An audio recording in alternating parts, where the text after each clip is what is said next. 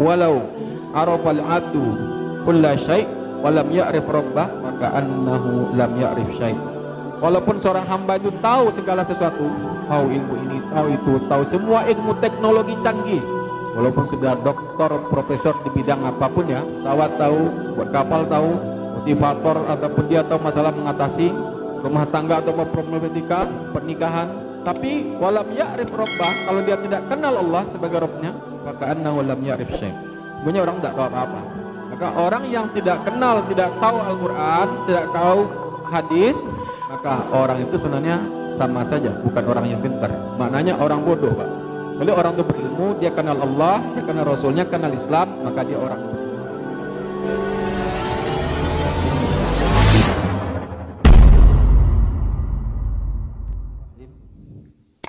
Assalamualaikum warahmatullahi wabarakatuh.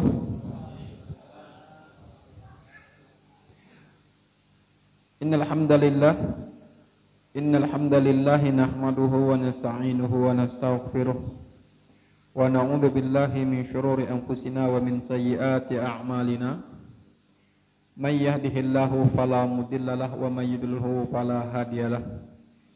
Ashhadu an la ilaha illallah wahdahu la syarikalah iqraran bihi wa tauhidah wa ashhadu anna Muhammadan abduhu wa rasuluh tasliman majidah. Nusalli wa nusallim ala nabiyyina al-karim habibina Mustafa Muhammadin sallallahu alaihi wasallam wa ala alihi wa sahbihi wa man tabi'ahum bi ihsan ila yaumiddin ba'. Hadirin hadirat jamaah salat maghrib Masjid Pesantren rahimakumullah. Alhamdulillah, puji syukur pada Allah Subhanahu wa taala senantiasa kita aturkan, kita ucapkan sebagai bentuk rasa syukur kita atas karunia dan nikmat Allah Subhanahu wa taala serta rahmatnya Allah Subhanahu wa taala, hingga pada saat ini Allah memberikan kita kemampuan, kesehatan, dan kesempatan untuk bisa bermajlis ilmu, untuk bisa menghadiri majlis ilmu di rumah Allah Subhanahu wa taala dan melakukan sholat maghrib berjamaah yang merupakan kewajiban dan kebutuhan kita semua sebagai seorang mukmin. Mudah-mudahan apa yang kita lakukan ini adalah bentuk dari syukur kita kepada Allah Subhanahu wa taala dengan arkan, dengan anggota tubuh kita. Karena syukur itu diawali dengan meyakini dengan asyukru bil qalbi, syukur dengan hati, bil lisan, kemudian bil arkan. Kalau hanya sekedar meyakini di hati kalau inilah nikmat Allah Subhanahu wa taala, tidak mengucapkan alhamdulillah, apalagi tidak menggunakan untuk ketaatan dengan nikmat-nikmat tersebut, maka itu belum sempurna keimanan kita. Jadi sempurnanya iman itu meyakini dengan hati, kemudian mengucapkan dengan lisan alhamdulillah, kemudian menggunakan nikmat untuk ketaatan kepada Allah Subhanahu wa taala. Karena kehidupan kita di dunia ini bahkan awalnya Allah Subhanahu wa taala menciptakan kita untuk ibadah. Untuk ibadah, dan apapun yang berkaitan, yang bertentangan atau yang tidak lakukan untuk ibadah kepada Allah, maka sifatnya akan tercela atau terlaknat. Dalam satu hadis Rasulullah SAW dikatakan, ad-dunya mal'unatun wa mal'unun ma fiha illa dzikrullah wa mawala wal alim wa muta'allim. Dunia ini tercela, terlaknat, dan terlaknat semua yang ada di dunia ini kecuali kecuali 4 perkara. Pertama, zikrullah, berzikir, beribadah kepada Allah Subhanahu wa taala, wa mawalah, dan melakukan ketaatan kepada Allah, wal alim, dan orang-orang yang berilmu, menyampaikan ilmu, ya muta'allim, dan orang-orang menuntut ilmu. Maka di sini pentingnya kita bermajlis ilmu. Kenapa kadang kita itu harus menyekok majlis ilmu lagi, pengajian lagi. Karena memang kebutuhan kita kepada ilmu itulah melebihi dari butuhnya kita bernapas. kebutuhan kita kepada ilmu syar'i itu melebihi kebutuhan kita daripada kita makan dan minum. Kalau makan minum 3 kali sehari. Tapi kalau butuh kita pada ilmu lebih dari itu. Karena kalau seorang itu tidak mengetahui ilmunya, Ibnu Qayyim mengatakan wa kaifa ma'rifat adauha illa ba'da ma'rifatiha wa ilmu biha. Syariat Islam itu banyak, kata Ibnu Qayyim al-Jauziyah, Pak. Syariat Islam itu banyak. Bagaimana seorang itu akan sempurna melakukan syariat Islam, sholat, puasa, zakat, haji, illa ba'da ma'rifatiha, kecuali orang itu mengilmuinya, mengetahuinya, wa ilmu biha, dan mengilmui apa yang membatalkan sholat, apa yang membatalkan puasa, apa rukun sholat, apa rukun puasa, hal-hal yang berkaitan dengan rumah tangga, pernikahan, ada ilmunya. Maka kebutuhan kita kepada ilmu itu apabila kita ingin menjadi hamba Allah Subhanahu wa taala melebihi dari kebutuhan kita kepada makan dan minum. Dan ilmu inilah, ilmu syar'i merupakan warisannya para nabi. Ya, yang diwariskan melalui ulama, karena al ulama waratsatul anbiya. Ulama itulah pewaris nabi, ulama yang khair, ulama yang baik. Bukan ulama yang su'. Al ulama warasatul anbiya. Fainal anbiya la yurathu dinaran wala dirhaman. Para nabi itu tidak mewariskan harta dinar, dirham, perak ataupun emas. Wa inna ma yurathul ilm. Akan tapi para nabi itu mewariskan ilmu. Makanya warisan para nabi itu adalah ilmu. Sampai-sampai doanya Nabiullah sallallahu alaihi, yaitu yarithuni wa yarithu ahlu Yakub. Jadi ketika doa Nabi Zakaria kalau salah ini minta kepada Allah yarithuni wa yarithu ala Yakub. Karena warisan yang diminta kepada Allah Subhanahu wa taala warisan nubuah, bukan warisan harta, karena para nabi tidak mewariskan harta. Para nabi tidak mewariskan harta, akan tapi mewariskan an-nubuwah wal ilmu. Sini kita nubuah, kenabian dan ilmu. Maka sini kita butuhnya ilmu, majelis ilmu. Karena kalau kita tidak bermajelis ilmu, maka hidup kita ini tidak bermanfaat, tercela di dunia ini. Tercela hidup kita di dunia ini kalau bukan karena 4 hal tadi. Zikrullah wa mawalah, dan ketaatan kepada Allah Subhanahu wa taala. Kemudian al-alim, orang berilmu, dan muta'alim, dan orang belajar ilmu. Maka sini kita penting ilmu syar'i. Dan ilmu ini juga yang akan menjaga, membentengi hati kita, diri kita dari fitnah dan fitnah syubhat dan syahwat pada akhir zaman. Dengan ilmu syar'i, seorang itu bisa membentengi dirinya dari serangan fitnah syubhat, fitnah syahwat. Dengan berilmu juga seorang itu bisa kenal pada Allah. Jadi kalau kita ingin merasakan nikmatnya ibadah itu, kalau kita beribadah pakai ilmu. Maka dikatakan oleh Al-Imam Ibnu Qayyim al-Jauziyah dalam kitab lain, Fawaidul Fawaid, juga dia kitab ini juga katakan bahwasanya walau arafal abdu kulla syai' walam ya'rif rabbah faka'annahu lam ya'rif syai'. Walaupun seorang hamba itu tahu segala sesuatu, tahu ilmu ini, tahu itu, tahu semua ilmu teknologi canggih, kayak mutar, HP, apa semua tahu, ya, buat pesawat tahu, buat kapal tahu, motivator ataupun dia tahu masalah mengatasi rumah tangga atau problematika pernikahan, tapi walam ya'rif rabbah, kalau dia tidak kenal Allah sebagai Rabbnya, faka'annahu lam ya'rif syai'. Sebenarnya orang tidak tahu apa-apa. Jadi orang kalau tidak belajar ilmu syar'i, ilmu itu adalah, kita ingatkan, apabila diucapkan kalimat ilmu, maka maksud dari ilmu itulah Al-Quran, hadis, Pak. Jadi apabila para ulama, para dai, thalabul ilmi faridatun ala kulli muslim, ilmu inilah ilmu Al-Quran dan Sunnah. Maka orang yang tidak kenal, tidak tahu Al-Quran, tidak tahu hadis, maka orang itu sebenarnya sama saja, bukan orang yang pintar. Maknanya orang bodoh, Pak. Kalau orang itu berilmu, dia kenal Allah, dia kenal Rasulnya, kenal Islam, maka dia orang yang berilmu.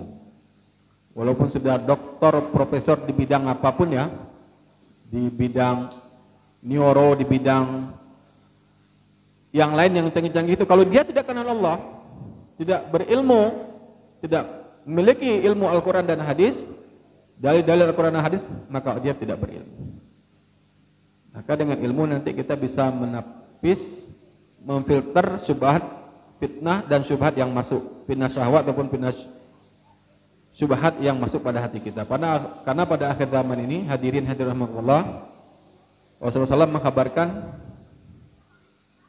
bahwasanya fitnah akhir zaman ini badiru bil a'mal, kata Rasulullah SAW. Bersegeralah untuk melakukan amal soleh, ketaatan, fitanan kaki tawilail mudlim. Karena sebelum datangnya suatu fitnah yang seperti malam sepotong malam gelap gulita, pagi seorang itu mukmin, sore kafir. Sore mukmin beriman, pagi kafir. Yabi'u dinahum bi aradim hayati dunia, menjual agamanya dengan kehidupan dunia. Jadi kadang-kadang di akhir zaman ini kalau kita tidak berilmu, bisa-bisa kalimat-kalimat yang keluar dari lisan kita itu kalimat-kalimat yang membatalkan syahadat kita kadang. Mungkin karena beratnya ujian, sehingga kita anggap ujian itu bagian dari musibah kepada kita, kehinaan, atau karena memang kita tidak memiliki ilmu, sehingga keluar kata-kata, kalimat-kalimat membuat kita itu keluar dari Islam. Kesyirikan kita lakukan dengan kata-kata. Maka sini kita pentingnya untuk talabul ilmi. Mudah-mudahan Allah Subhanahu wa taala mempermudah kita untuk majelis ilmu selalu, karena orang yang berilmu, orang itu akan selamat dari tipu daya setan. Baiklah hadirin rahimakumullah, pada pertemuan sebelumnya kita sampai pada pembahasan masalah hati. Hati itu dibagi 3, hati yang sehat, hati yang sakit, hati yang mati. Pembahasan kita kemarin itu sampai pada hati yang sehat, qalbun salim. Dinamakan qalbun salim kemarin itu adalah hati yang selamat, yang tidak menyekutukan Allah, tidak menduakan Allah dalam ibadah. Bahasanya tidak melakukan perbuatan syirik. Karena kalau orang sudah melakukan perbuatan syirik, maka ini dunianya pun tidak bisa diutuhkan sebagai jaminan, Pak. Jadi diceritakan dalam satu hadis Rasulullah SAW, yuqalu li ahlin nar, li ahwali alin nar yaumul qiyamah, dikatakan pada orang yang paling ringan azabnya pada hari kiamat.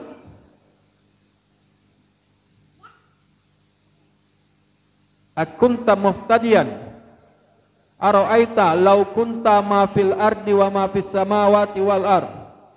Bagaimana pendapatnya kalau seandainya kamu memiliki semua isi langit dan isi bumi? Akunta muftadiyan min adzabillahi syai'a, apakah kamu akan menjadikan kekayaan kamu itu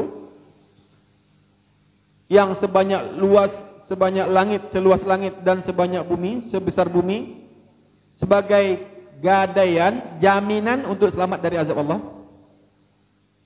Apa katanya? Bala, ya. Faqad su'ilta ahwanu min dzalik. Jadi orang ahli neraka yang paling ringan azabnya, Pak, Bu, itu Allah Subhanahu wa taala tanyakan nanti, bagaimana pendapatmu kalau seandainya kamu ingin selamat, kalau kamu punya harta seluas langit dan sebesar bumi, kekayaan kamu, kemudian kamu jadikan sebagai jaminan supaya kamu tidak diazab, supaya sebagai jaminan celahnya sogok, tidak diazab oleh Allah. Apa kamu akan menggantikan itu semua, kekayaan yang seluas langit dan sebesar bumi? Maka orang ahli neraka tadi menjawab, ya. Ya, aku akan menjadikan sebagai jaminan. Padahal kata Allah Subhanahu wa taala, kamu faqad su'ilta, kamu telah diminta ahwanu min dzalik. Padahal kamu diperintahkan hal yang perkara yang lebih ringan dari itu. Allah tusyrik bi, jangan menyekutukanku. Jadi tidak melakukan perbuatan syirik, tidak menduakan Allah, baik itu bila ibadah, dalam ibadah ataupun dalam meminta-minta kepada selain Allah Subhanahu wa taala. Maka kita kembali pada kitab kita, fal qalbus salim, hati yang sehat, hati yang selamat itulah hati orang-orang yang selamat menghadap Allah Subhanahu wa taala dengan hati itu, pada hari yang tidak bermanfaat harta ataupun anak-anak.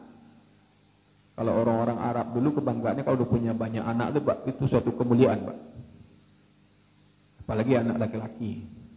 Kalau udah banyak harta itu suatu kemuliaan orang itu. Maka nanti Allah Subhanahu wa taala menerangkan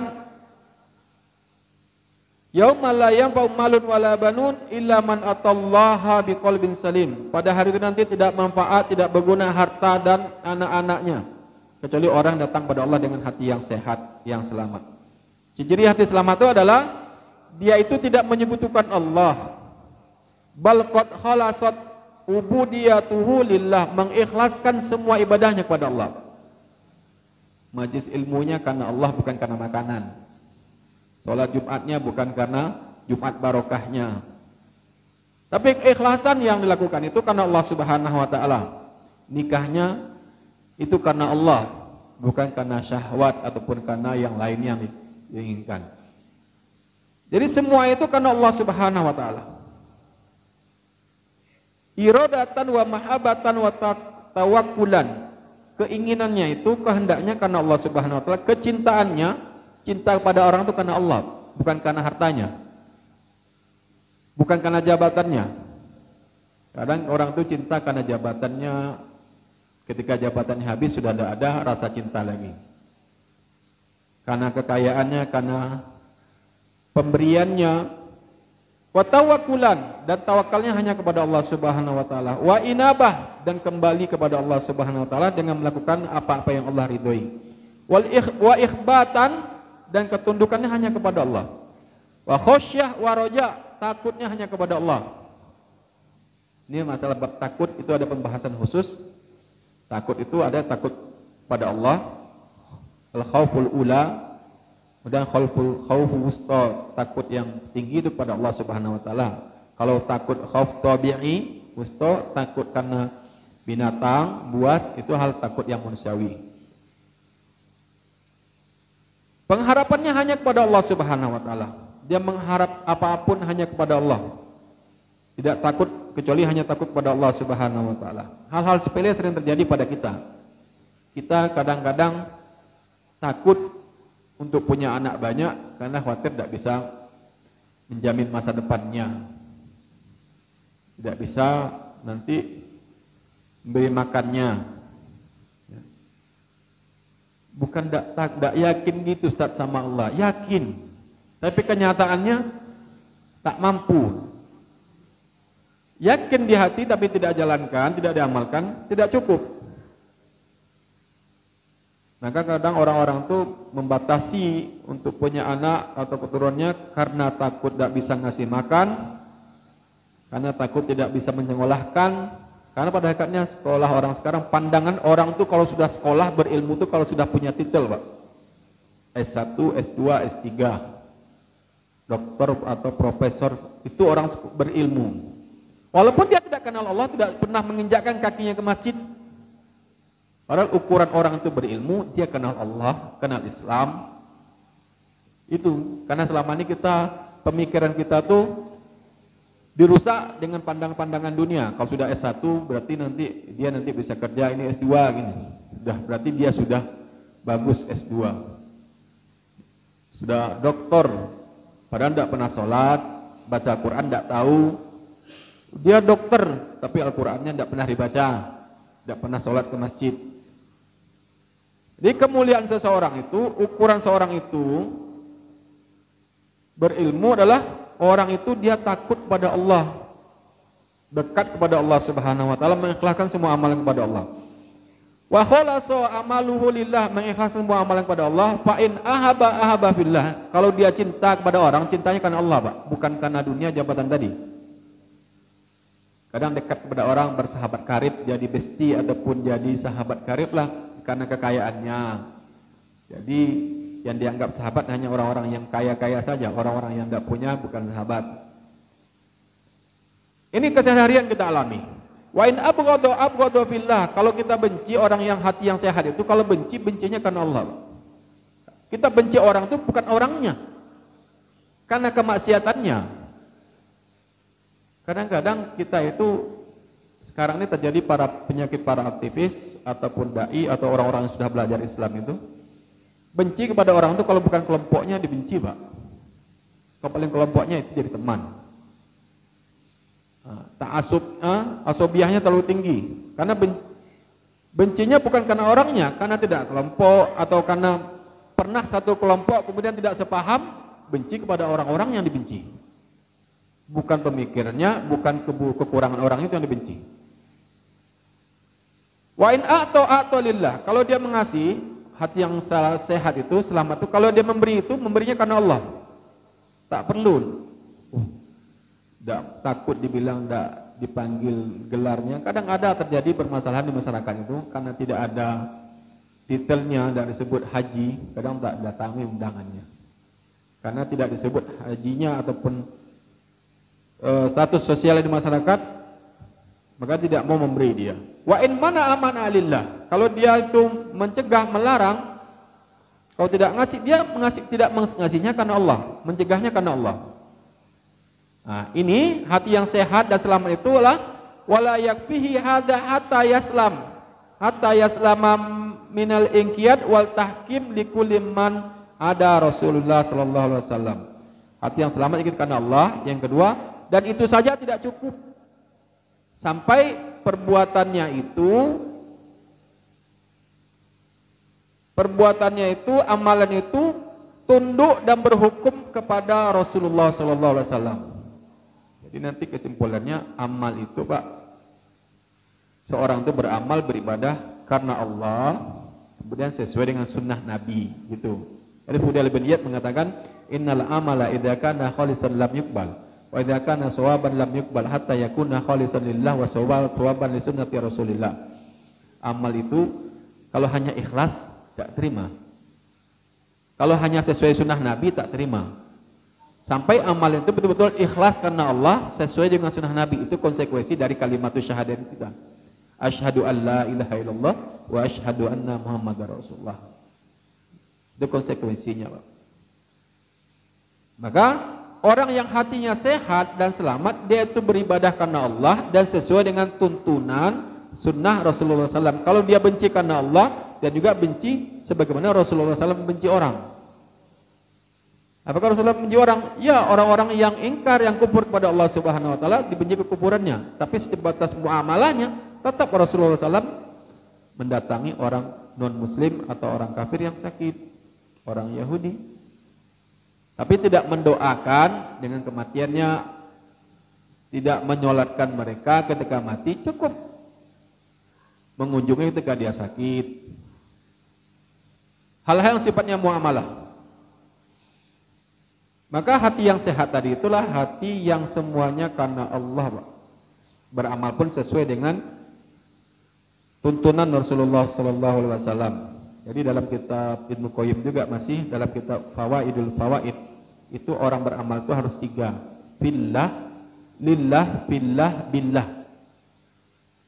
Karena Allah, ya, amal itu untuk Allah. Fillah, sesuai dengan tuntunan Allah Subhanahu Wa Taala, itu berarti sesuai dengan Rasulullah sallallahu alaihi wasallam yang ajarkan. Billah, sesuai dengan pertolongan, ya, atas bantuan dan pertolongan Allah Subhanahu Wa Taala. Jadi kalau kita beramal karena Allah sesuai tuntunan Nabi, kemudian kita berharap, berdoa kepada Allah Subhanahu Wa Taala untuk diterima amal tersebut. Wa qala ba'dus salaf, ulama salaf mengatakan, ma min fi'latin wa in sagurat illa yunsharu laha diwanani. Tidak ada satu perbuatan pun kecuali ditanyakan kepada hati itu 5 wa kaifa. Untuk siapa, untuk apa kita beramal, wa kaifa, dan bagaimana cara kita beramal. Sekecil apapun amalan, Pak. Termasuk kita memberikan santunan atau melakukan amal-amalan kebaikan. Untuk apa kita melakukan amalan itu dan bagaimana kita melakukan amalan itu. 5 wa kaifa. Tidak ada satu perbuatan apapun kecuali ditanyakan kepada hati, untuk apa dan bagaimana. Kita bermajelis ilmu untuk apa? Karena ilmu, orang menuntut ilmu, pengajian kadang heran kita. Ada orang sering pengajiannya banyak kemana-mana, tapi pengajian itu tidak membuat dia berubah, tetap dengan kata-katanya, tetap dengan kemaksiatannya. Berarti pengajiannya ini untuk apa? Untuk apa dia bermajlis ilmu? Kalau kadang semakin berilmu, semakin menghujat, semakin berilmu, semakin melaknat. Berarti 5, untuk apa? Wa kaifa, bagaimana cara dia menuntut ilmu? Jadi Imam Ahmad tuh, seseorang itu, Imam Ahmad mengatakan, al-ilmu la ta'dilu syai' idza suluhat niyatuhu. Ilmu itu tak ada tandingannya, Pak. Ilmu agama ini tidak ada yang bisa nandingi apabila niatnya itu betul-betul baik. Apa niat yang baik? Ciri-cirinya adalah ayyan wiya rajulu yarfa jahli. Seorang itu menuntut ilmu dengan niat menghilangkan kebodohannya, Pak. Kalau menuntut ilmunya karena ingin mendebat si A, ingin bercidal dengan si B, maka ilmu tak manfaat. Maka ilmu itu gunanya, kita bermajlis ilmu itu untuk menghilangkan kebodohan kita, bukan untuk mendebat atau membenarkan syahwat kita, nafsu kita, tapi untuk menghilangkan kebodohan kita. Maka orang itu kalau dia beramal, dia tanyakan dulu pada dua pertanyaan kepada hatinya, untuk apa dan bagaimana. Diterangkan oleh Ibnu Qayyim al-Jauziyah dalam kitab ini. Beliau mengatakan, fal awal, pertanyaan pertama itu adalah su'alu an illatil fi'l wa ba'ithihi wa da'i. Pertanyaan pertama itu adalah sebab atau tendensi, motivasi dari orang itu beramal. Untuk apa dia beramal? Apakah untuk kepentingan dunia? Dia naik haji itu biar dikatakan haji, dia umroh itu biar dikatakan haji kecil, atau dia itu bersedekah biar dikatakan orang yang dermawan, atau orang itu dia ke masjid biar dikatakan orang alim. Nah, ini ba'itu wa da'i wa illah, itu sebab, motivasi, dorongan ataupun tendensi yang diinginkan dalam melakukan amal itu. Hal huwa haddun min ajil, haddul ajil min hududil dunia. Apakah tujuannya lah tujuan untuk dunia? Barang siapa yang mengharapkan sesuatu karena dunia, maka berarti dia bukan karena Allah Subhanahu wa taala. Wa ghardun min aghradi dunia, tujuannya untuk kepentingan dunia. Belajar kadang jauh-jauh ke Timur Tengah, ke Madinah, ke Mesir, ke Yaman. Ya. Tapi hanya kepentingan untuk biar dikatakan Madinah, Yaman, LC, BA. Fi mahabbatil madik, atau karena hanya menginginkan pujian. Oh, Masya Allah, itu orang itu dari Timur Tengah, dari Yaman, dari Tarim. Hanya itu saja. Au khaufu dhammihim, atau takut dengan cacian orang. Kalau saya tidak melakukan itu nanti gimana kata orang ini? Saya kan pengajian itu, kalau tidak pengajian tidak enak sama bapak itu saya. Khauf dhammihim, takut dengan cacian. Kalau saya tidak ikut, tidak melakukan ini, orang ini nanti tidak suka sama saya. Au istijlabi mahbubi ajil, atau untuk meraih kenikmatan dunia, hal yang dicintai, belajar jadi ustadz, biar banyak amplopnya misalnya, Pak, dapat gaji, atau kuliahnya S1, S2 biar diakui, kemudian kepentingan dunianya. Audafi makruh ajil, atau menolak hal-hal yang dibenci di kehidupan dunia ini.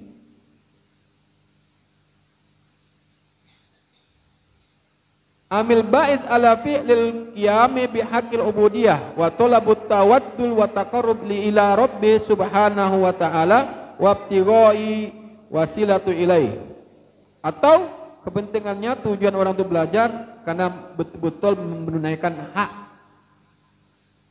Allah atau kewajibannya beribadah kepada Allah Subhanahu wa taala, atau mendekatkan diri. Nah, ini pertanyaan pertama, 5. Jadi kalau kita belajar itu atau kita ke pengajian itu, kita anukan lagi niat kita. Saya ini pengajian ini karena Allah. Bukan karena ada nasi di sana, bukan karena ada Jumat barokah, atau karena hal yang lain. Kadang bisa tampak kita lihat kalau sholat tarawih berjamaah di Pak Ramadan, oh itu tampak sekali, jelas sekali. Ya. Awalnya, niat awalnya memang itu, tapi niatnya berubah, sama setan digoyang. Ya. Sehingga setiap masjid didatang belum sholat asar udah ada di masjid kadang. Karena niatnya yang lain, dunia. Itu, makanya pertanyaan pertama adalah 5. Yang kedua, wasu'alu an mutabi'ati. Kedua adalah pertanyaan tentang an mutabi'ati Rasul alaihi salatu wassalam fi dzalika ta'abbud. Ai hal kana dzalikal amal mimma syara'athu laka ala lisani rasuli am kana amalan lam usyri'ahu wa lam ardoh. Yang kedua pertanyaan kaifa, wa kaifa itu apakah amalan yang saya lakukan ini sesuai dengan sunnah Nabi enggak, Pak, gitu. Saya sholat ini ada dalilnya dari Nabi enggak? Oh, saya melakukan witir seperti ini, ada dalil enggak? Ada. Jadi saya sholat saya kaki saya lurus atau kaki saya terlalu lama atau sholat saya itu harus ada tuntunan bagaimana cara berwudu, bagaimana cara sholatnya Rasulullah sallallahu alaihi wasallam itu. Jadi bukan berarti sholat saya tidak sah, bukan tidak sah. Tadi kesempurnaan dalam mengikuti sunnah Nabi itu tidak ada. Karena selama masih tidak batal, wudunya sholat sah-sah saja. Selama tidak batal wudunya, kemudian dia masih muslim, karena syarat rukun sah sholat masih ada. Tapi selama ibadah itu setidaknya ibadah kita sesuai dengan sunnah Nabi. Apa yang diajarkan Nabi kita lakukan, apa yang dilarang oleh Nabi kita tinggalkan. Maka fal'ula su'alu anil ikhlas. Pertanyaan pertama 5 itu karena tentang pembahasan ikhlas, Pak. Kita harus ikhlas. Wa ma umiru illa liya'budullaha mukhlishina lahuddin. Jadi hati yang selamat, hati yang sehat itu dia ikhlas ibadahnya. Kerjanya ikhlas juga. Kadang-kadang seorang bapak itu ketika anaknya nakal ataupun tidak cocok dengan keinginan dia, ataupun masalah dengan dia, saya udah capek-capek, semua sayang, nafkah saya cari gini. Berusaha untuk ikhlas, karena nafkah itu adalah bagian dari ibadah. Mencari nafkah kita itu untuk anak istri kita itu ibadah. Tidak ada yang tidak capek dunia, Pak. Dunia ini tempat capek. Sholat terus capek, puasa terus capek, maksiat juga capek. Maka tanyakanlah orang-orang yang senantiasa dengan maksiat, itu mereka juga capek sebenarnya maksiat. Tapi belum ada saja teman ataupun lingkungan yang bisa merubah dia untuk baik. Jadi kami pernah dulu bertemu dengan ahlul maksiat. Maksiat bisa katakan orang ini dia senantiasa sering mengganggu rumah tangga orang, berzina ini, bukan lakukan semuanya. Kemudian kita duduk, Allah tadikan duduk berdua. Bagaimana? Apakah tidak bosan atau capek? Saya sebenarnya bosan, capek, Ustaz. Jenuh dengan kegiatan seperti ini. Tidak ada perempuan yang tidak saya ganggu. Capek sebenarnya. Tapi saya ingin berubah, itu berat, dorongan saya berat. Sudah berubah, lingkungan tidak mendukung. Mau berubah, tapi godaan ada saja. Capek, orang maksiat capek, orang taat juga capek. Jadi tidak ada kehidupan dunia yang tidak capek. Maka setidaknya capek kita, lelah kita itu kita ikhlaskan kepada Allah Subhanahu wa taala biar tidak jadi sia-sia. Maka orang yang hatinya sehat, selamat, orang itu ikhlas karena Allah Subhanahu wa taala. Yang kedua, apa yang dilakukan itulah sesuai dengan sunnah Nabi, tidak benci kecuali karena Allah, tidak cinta kecuali cintanya karena Allah. Jadi tidak bete sakit ate, Pak. Ada orang itu kadang akrab sampai besti-bestian itu. Besti akrab luar biasa. Ketika ada masalah, bencinya luar biasa. Menjauh, bahkan tidak salaman, tidak tegur sapa. Ini bukan karena Allah, bukan karena ilmu, tapi karena nafsu. Padahal Rasulullah SAW telah mengajarkan konsep seseorang itu untuk bermuamalah, bersahabat, atau mencintai seorang habibaka haunama asa ayakuna baghidaka yaumama wa baghidaka haunama asa ayakuna habibaka yaumama. Kamu cintai orang itu, yang kamu cintai biasa-biasa saja, jangan terlaluan lah. biasa-biasa saja. Bisa jadi orang kamu cinta itu nanti jadi orang yang kamu benci. Kalau benci sama orang ya biasa-biasa saja, terlaluan bencinya. Bisa jadi nanti orang kita benci itu jadi orang yang baik pada kita, malu gitu. Jadi konsep muamalah ataupun bersahabat atau ukhuwah yang diajar Rasulullah SAW itu semua adalah karena Allah Subhanahu wa taala. Ikhlasnya karena Allah, bukan karena satu kelompok, bukan karena dia memberikan jasa atau memberikan kebaikan yang kita dapat dari dia, kemudian kita merelakan ibadah kita seharusnya karena Allah, akhirnya karena dunia. Itu ciri-ciri hati yang selamat. Mudah-mudahan Allah Subhanahu wa taala berikan keselamatan hati pada kita. Itu bab pertama, ya Pak ya. Kita masih pada pembahasan bab pertama, itu tentang hati yang selamat. Dan bahas masalah hati ini bukan berarti hati yang kita bahas kitab ini nanti akan bahas bagaimana seseorang itu selamat dari gangguan jiwa, Pak. Banyaknya orang sekarang ini kadang-kadang sering merasakan jantung berdebar-debar, tangan kaki dingin, pusing, gelisah, hanya gara-gara benci kepada seseorang. Berarti dia bersahabat, berteman dengan orang itu bukan karena Allah. Dia benci itu bukan karena keburukan yang dibenci, tapi orangnya. Jadi setiap bertemu dengan orang dia benci, jantungnya berdebar-debar, tangannya dingin, dadanya sesak dan gelisah. Karena nafsunya, karena amarahnya. Ada orang itu yang kadang-kadang mencintai seseorang itu dari segala-galanya sampai lupa pada anak dan istrinya. Benci, cintanya itu bukan karena Allah, cinta karena nafsunya, sehingga nasihat, dakwah ataupun nasihat masuk itu lupa. Karena kedekatan, karena dibutakan oleh nafsu, akhirnya dia kalah nalurinya. Maka kadang-kadang kita mendapatkan pasien itu seorang perempuan misalnya rukyah itu sampai lupa sama anak yang kecil, dia punya suami, dia punya orang tua. Semua nasihat dari suaminya, anaknya, orang tuanya dibantah semua.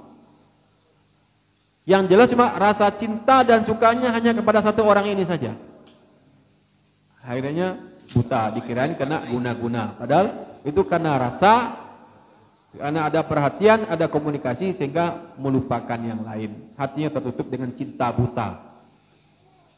Hadirin hadirat rahimakumullah, mudah-mudahan Allah Subhanahu wa taala memberikan kita hidayah, mempermudah kita untuk menjaga hati kita supaya hati kita ini, Pak, hati yang selamat, sehat untuk bisa beribadah kepada Allah Subhanahu wa taala. Mungkin hanya ini dapat kami sampaikan pada pembahasan bab ini, bab masalah qalbus salim, hati yang sehat. Mungkin kalau bertanya ada yang tanyakan, silakan sebelum kita akhiri. Kalau tidak ada, kami akhiri. Insyaallah, Pak ya. Tidak ada, alhamdulillah. Mudah-mudahan Allah pahamkan kita semuanya, dan Allah berikan kita kemampuan untuk bisa menundukkan hati kita untuk melawan nafsu kita dengan doa kepada Allah Subhanahu wa taala. Allahumma inna nas'aluka huda wa tuqa, Allahumma inni a'udzubika min ilmin la yanfa', min qalbin la takhsha, min nafsin la tashba, wa min da'watin la yustajabu laha. Ya Allah, aku berlindung padamu dari ilmu yang tak manfaat, ya, min qalbin la takhsha, hati yang tidak khusyuk, wa nafsin la tashba, dari nafsu yang tak pernah kenyang, wa da'watin la yustajabu laha, dan doa yang tidak diijabah oleh Allah Subhanahu wa taala. Alhamdulillahirabbil alamin, subhanakallahumma wa bihamdika asyhadu an la ilaha illa anta. Wabillahi taufiq. Assalamualaikum warahmatullahi wabarakatuh.